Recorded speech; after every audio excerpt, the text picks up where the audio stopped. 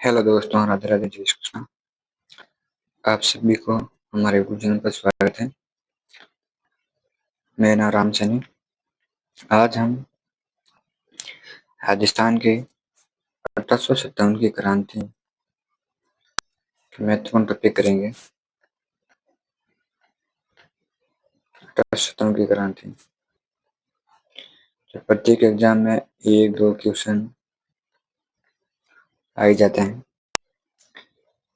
सबसे पहले हम राजस्थान के क्रांति के संबंधित महत्वपूर्ण तथ्य देखेंगे। राजस्थान में 1857 की क्रांति का अध्ययन से पहले इस क्रांति के प्रमुख कारणों का जानना आवश्यक है, जो निम्न प्रकार के होते हैं।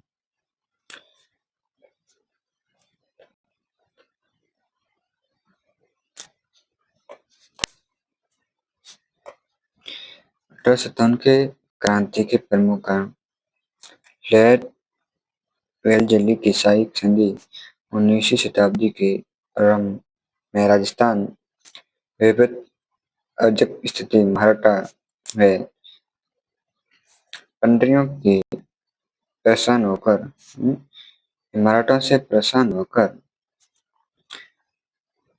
स्थिति ने राजपूताना से राज्यों की ब्रिटिश समर्थन प्राप्त करने के लिए बाध्य कर दिया। ब्रिटिश वाला ने मराठा से परेशान होकर राजस्थान के राजपूताना के महाराजा ने ब्रिटिश सरकार की सहायता ली थी। ऐसी स्थिति में देशी रियासतों ने ईस्ट इंडिया कंपनी के साथ संधि की थी। इस सहायक संधि के तहत देशी रियासतों ने न केवल ब्रिटिश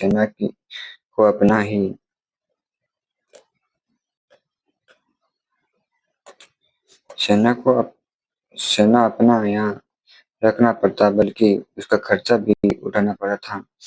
तो दोस्तों, 1857 की क्रांति में ब्रिटिश सरकार के बहुत कम सैनिक थे।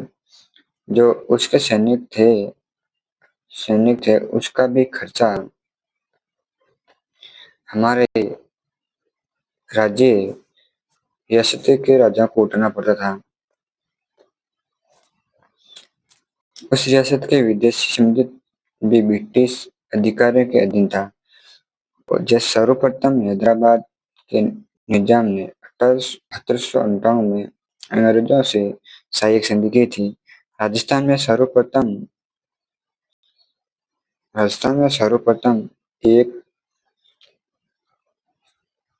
9 नवंबर 1857 को करौली के महाराजा रक्षकपाल ने अधीनस्थ संधि की थी। लॉर्ड डलहौजी की हड़प नीति सन 1848 में लॉर्ड डलहौजी ने भारत के गवर्नर जनरल बनकर आया। उसने भारत में अंग्रेजी राज्य का विस्तार का एक नया सिद्धांत द डॉक्टर ऑफ व्यापारगत सिद्धांत से आया था। यहाँ पे अंग्रेज यहाँ राजस्थान में भारत में व्यापार करने के लिए आए थे। उसके बाद धीरे धीरे ईस्ट इंडिया कंपनी के द्वारा भारत के महाराजों को $4 राज करने की नीति अपनाकर हमारे राज्यों पर अधिकार करने लगे थे। ये प्रतिपद क्या इसके तहत नंबर 1 पॉइंट है, यदि किसी राज्य का शासक बिना जीवित उत्तराधिकारी के मृत्यु को प्राप्त हो जाता है तो उसके भारतीय ब्रिटिश साम्राज्य को मिल जाता है। मतलब कि जिस राज्य के पुत्र नहीं होता है और उसका राज्य किसी दूसरे को वोट देकर नहीं चलाया जा सकता है, वो रियासत ब्रिटिश सरकार अपने अधीन कर ली थी। शासक को बच्चा गोद लेने की अनुमति नहीं थी। इसके तहत कुल प्रदान के आधार पर राज्य के ब्रिटिश साम्राज्य में मिला दिया गया था।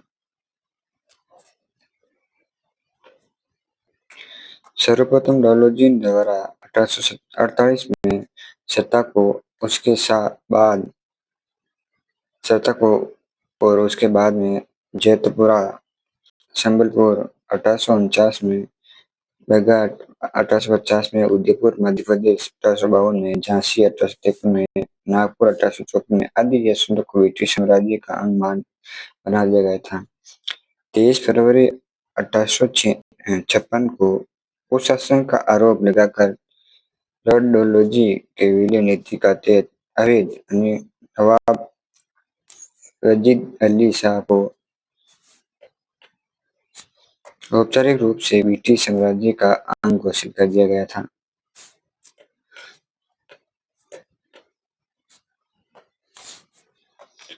डलहौजी द्वारा नाना साहब दौदूपात की पेंशन बंद कर दी थी। मतलब राजाओं के नाना साहब की पेंशन बंद कर दी थी। डलहौजी मुगल सम्राट का अवैध बेगमों का अपमान करता था। तत्कालीन कारण है अंग्रेजों द्वारा भारतीय के साथ भेदभाव, उच्च पदों का नियुक्ति वर्जित करना। मतलब ऊंचे पदों को, यह सेना में सबसे ऊंचा पद होता था, उसे भारतीय सैनिक को न देकर ये ब्रिटिश के सैनिक ही होते थे। जैसे ब्रिटिश के तो खाली सेना अध्यक्ष होता था और बाकी सब सेना पूरी भारतीय होते थे, जो आपस में ही रियासतों एक दूसरी रियासत से लड़ाता था, युद्ध करता था। लॉर्ड कैनिंग द्वारा सैनिकों के लिए समुद्र पर समुद्र परिपथ सेवा समुद्र परिपथ सेवा की अनिवार्यता लागू कर दी गई थी। 1813 को चार्ट एक्ट द्वारा ईसा मसीह ने भारत को ईसाई धर्म का प्रचार किया था। धार्मिक निरपेक्षता अधिनियम 1856 को द्वारा ईसाई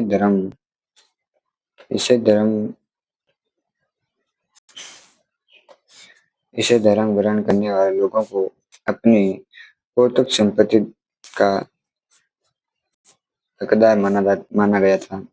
उन्हें नौकरियों को पदोन्नति या शिक्षण संस्थाओं का प्रवेश की सुविधा दी जाती थी। ब्राउन बेस के स्थान पर एनीफील्ड राइफल, मतलब ये मेन तो इसी का कारण था। राजस्थान में ये एनीफील्ड राइफल लेके आया था। उसका कारतूस गायों की चर्बी वाला कारतूस थे, जिसमें गाय व सूर का कारतूस माना जाते हैं। इसमें माना जाता है कि मुसलमान के लिए पवित्र सूर होता है। उसी प्रकार हमारे हिंदुओं के लिए गाय पवित्र मानी जाती है। इसी कारण हिंदू और मुस्लिम ने उसका विरोध किया था। यह है एनीफील्ड राइफल के पर सर्वप्रथम किमय युद्ध में किया गया था। भारत में इसका परीक्षण जनवरी 1857 में शुरू किया गया था। इसके राइफल के बारे में भारतीय सैनिक ने अफवाह फैली कि बंदूक के कारतूस में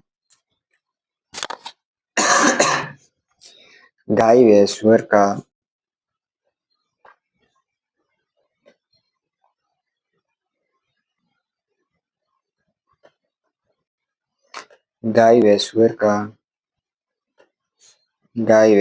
का चर्बी लगी है। सर्वप्रथम इसका विरोध 26 फरवरी 1857 के मध्य प्रदेश में छावनी में किया गया था।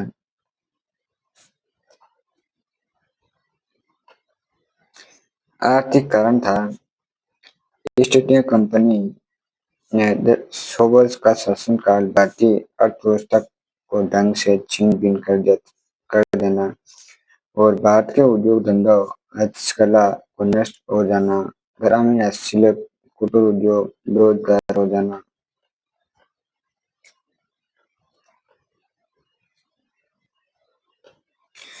राजस्थान में संदर्भ में संक्रांति के प्रमुख कारण है। राजपुताना के राजपुताना के शासकों को साथ सहायक संधि के बाद अंग्रेजों ने देशी रियासतों पर प्रशासन व आंतरिक मामलों में हस्तक्षेप करना प्रारंभ कर दिया था। अंग्रेजों ने रियासती शासकों व सामंतों के विशेष अधिकारों में कटौती कर दी गई थी और शासक वर्ग के उपेक्षकों की जिससे आमजन मानस में अंग्रेजों के प्रति नकारात्मक धारणा बनाना और अंग्रेजों के आक्षेपों से राज्यों की आय में कमी हो गई, लेकिन इसीलिए शासकों ने अपना खर्च में कटौती की थी। अंग्रेजों ने उदयपुर रियासत में प्रधान नियुक्ति को लेकर जयपुर रियासत में 1857 के महाराजा जसवंत सिंह की मृत्यु के बाद उत्तराधिकारी का चयन को लेकर कोटा राज्य 1819 में महाराजा उमेर सिंह की मृत्यु के बाद उत्तराधिकारी चयन को लेकर अलवर के राज्य में 1815 में महाराजा बख्तर सिंह की मृत्यु के बाद भरतपुर में 1825 के महाराजा बलदेव सिंह की मृत्यु के बाद उत्तराधिकारी जोधपुर के महाराजा जवान सिंह के आंतरिक मामलों में बीकानेर के रियासत के महाराजा का विरोध जागीरदारों के गठबंधन का एक्सेप्ट किया था। कोटा में कोटा राज्य के दो टुकड़े कर देना, जिसे झालावाड़ 1838 में स्थापना करना, अंग्रेजों के साथ संधि कर नमक व अफीम की एकाधिकार करना और अंग्रेजों द्वारा ईसाई मशीनरी के माध्यम से इसी धर्म के प्रचार करना, शिक्षा के समाज सुधार प्रारंभ किया गया, तो आम जनता के इस धर्म का परंपरा का विरोध माना अंग्रेजों के विरोधी हो गए। ब्रिटिश सरकार सामाजिक सुधार के लिए परंपरा रीति रिवाजों और कुरीतियों के समाप्त करने के लिए विशेष कदम उठाया। कुरीतियों को कन्यावाद, दासप्रथा, सती प्रथा सम्मिलित थे। इसी दिशा को उठाए गए कदमों से जनता यह समझने लगी कि अंग्रेज राजस्थान सामाजिक ढांचे को विघटित करना चाहते हैं।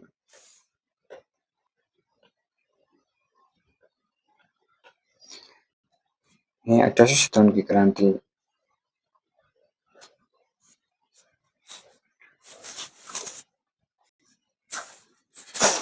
विघटित करना चाहते हैं। नेक्स्ट है हमारा राजपूत रेजिडेंस। लॉर्ड विलियम बेटिक ने 1832 में राजस्थान राजपूताना रेजिडेंसी की स्थापना की। इसका मुख्य अधिकारी एजेजी एजेंट टू गवर्नर जनरल था, जिसका मुख्यालय अजमेर था। 1845 में इसका मुख्यालय अजमेर से आबू स्थानांतरित कर दिया गया था।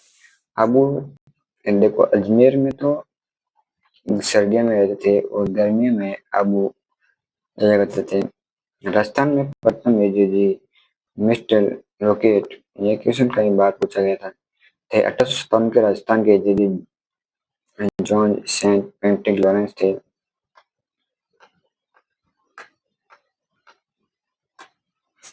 1857 के कुछ समय पहले यहाँ एजीजी हेनरी लॉरेंस था, उससे अवैध भेज दिया गया था। उसी स्थान पर उसके भाई जॉन सेंट पेंटिक लॉरेंस के एजीजी बनाया गया।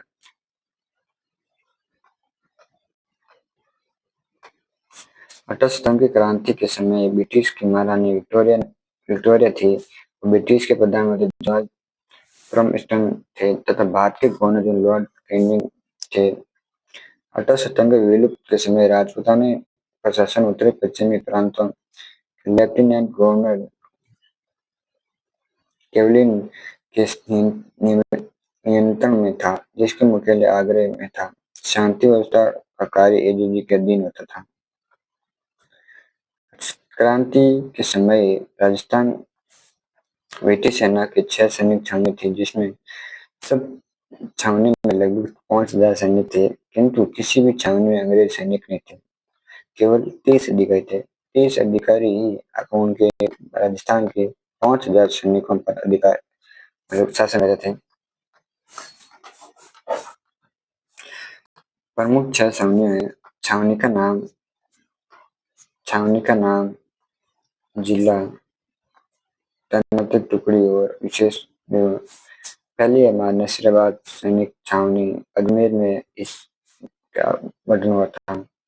और बंगाल एक्टिव इनफील्ड इसकी टुकड़ी थी, तैनाती टुकड़ी थी। दुबई में थी देवली, ये टोंक में थी, ये कोटा कैंटीन में बनाई गई थी। और खे, खेरवाड़ा उदयपुर में थी, खेरवाड़ा उदयपुर में थी ना।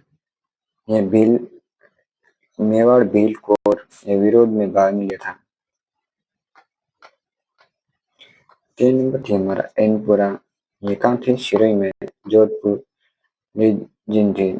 और ब्योवर में थी, मारवाड़ रेजिडेंस से विरोध में भाग लिया था। नीमच मध्य प्रदेश एकमात्र रियासत थी जो उसका उत्पादन मध्य प्रदेश में किया गया था, यह थी नीमच। फर्स्ट बंगाल कैवेलरी थी ना।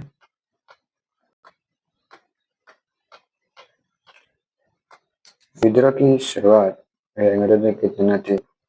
स्तंभ की क्रांति की प्रथम घटना 29 मार्च 1857 को बैरिकपुर बंगाल छावनी में हुई। यहाँ मंगल पांडे ने चर्बी लगे कारतूसों के प्रयोग का इनकार कर दिया था और लेफ्टिनेंट पागा ने लेफ्टिनेंट यशवंत की हत्या कर दी थी।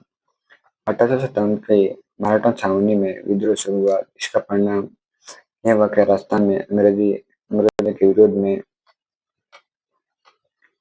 स्यों शोर उठे। राज्य की जनता के उत्सव के साथ विरोधी शक्तियों क्रांति का सहयोग दिया। राजस्थान के शासकों द्वारा नियंत्रण करने के लिए पॉलिटिकल एजेंट नियुक्त थे जो एजीजी के अधीन कार्य करते थे। एजीजी के मुख्य कार्यालय अजमेर में था। ग्रीष्मकाल में उसका निवास माउंट आबू रहता था। महाराष्ट्र में विद्रोह की सूचना राजस्थान के तत्काल एजीजी रॉयल पर्टी लॉरेंस को 19 मई 1857 को प्राप्त हुई। एजीजी लॉरेंस ने माउंट आबू गर्मियों में छुट्टी मना रहे थे। उसी वक्त अजमेर की सुरक्षा के लिए पन्नूरी बंगाल नेगेटिव यूनिट को भेजा। 2 टुकड़ी तैनात की जो कुछ समय पहले मराठ से आई थी। ऐसी स्थिति में 21 मई 1857 की एजीजी ने उड़ीसा गुजरात से यूरोपियन सैनिकों को अजमेर बुलाने का आदेश दिया। पन्नूरी बंगाल नेटिव इन्फेंट्री की नसीराबाद भेजा गया था। पन्नूरी बंगाल बटालियन का नाम नसीराबाद भेजा गया था। 13 मई 1857 एजीजी लॉरेंस ने घोषणा जारी की थी जिसे राजस्थान के सभी राजा कर्मराज जगीरदारों से अनुरोध किया कि वे अपने अपने क्षेत्र की शांति बनाए रखने के लिए विरोधियों को पकड़ने में कंपनी का सहायता करें। उस वक्त अजमेर मेवाड़ और नागरिक प्रशासन वहां से तत्कालीन कमिश्नर कर्नल डिक्सन के जिम्मे था। डिक्सन को कोई जिम्मेदारी सौंपी गई थी। अजमेर संपूर्ण राजस्थान के मध्य में स्थित है। वे अंग्रेजों के प्रशासनिक मुख्यालय होने के कारण एजीजी ने अजमेर की सुरक्षा बढ़ाई। कर्नल डिक्सन ने ब्यूरो से लेफ्टिनेंट कर्नल के नेतृत्व में मेयर रेजिमेंट के सैनिक अजमेर में बुलाया गया।